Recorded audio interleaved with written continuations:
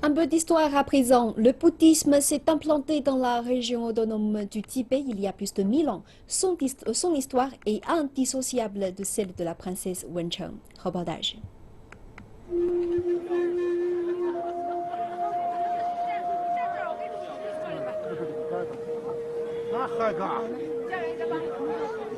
L'opéra tibétain n'est pas seulement classé au patrimoine immatériel national de Chine, il est également inscrit par l'UNESCO au patrimoine immatériel culturel de l'humanité. Ce soir à Lhasa, nous assistons à la reprise musicale de l'un des grands classiques de l'opéra tibétain qui relate la vie de la princesse Wencheng. La princesse Wencheng fut l'une des 6 épouses de Songtsen Gampo qui régna sur le Tubo, soit l'actuelle région autonome du Tibet, durant la première moitié du 7e siècle.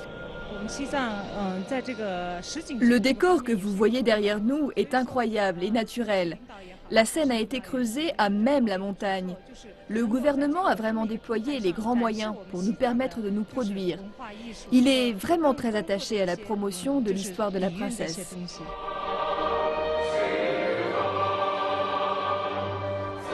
En 641, l'empereur Taizong de la dynastie des Tang accorda sa main à Songtsen Gampo pour assurer la paix dans la région. La princesse entama alors un périple de 3 ans depuis Chang'an jusqu'au Tubo.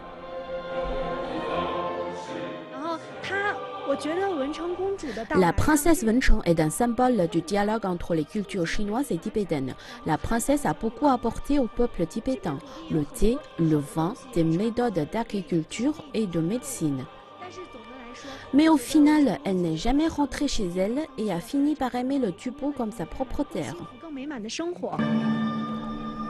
Dans le temple de Jokang, qui abrite la statue en or du Bouddha Shakyamuni qu'elle aurait apporté de Chang'an, les Tibétains sont nombreux à venir déposer des offrandes aux pieds de la princesse. Certains la considèrent même comme une réincarnation de Tara, la déesse de la compassion. Je suis venu de Chongqing avec mes enfants pour qu'ils découvrent un moment important de l'histoire de Chine. Avant ce mariage, la Chine et le Tubo étaient en guerre et l'influence de la princesse a pacifié la région. Les Chinois ont appris à penser que la princesse avait joué un rôle civilisateur au Tubo. Mais le folklore tibétain se souvient surtout de la princesse comme de l'ambassadrice du bouddhisme dans la région. Face à la rareté des faits historiques, il est difficile de démêler le mythe de la réalité. L'année prochaine, nous allons mettre en scène l'histoire de la princesse Jinchang. Il s'agit d'une autre princesse chinoise ayant épousé un roi tibétain. Un parc d'attractions dédié au patrimoine culturel immatériel du Tibet sera également construit afin de promouvoir l'unité nationale. Héroïnes mélancoliques, les princesses telles que la princesse Wencheng, qui furent mariées pour des raisons diplomatiques, ont été forcées très jeunes à l'exil. La légende veut que leur sacrifice ait creusé le lit de nombreuses rivières. Ainsi la rivière Daotang, ancienne frontière entre le Tubo et la Chine, serait née des larmes de Wencheng.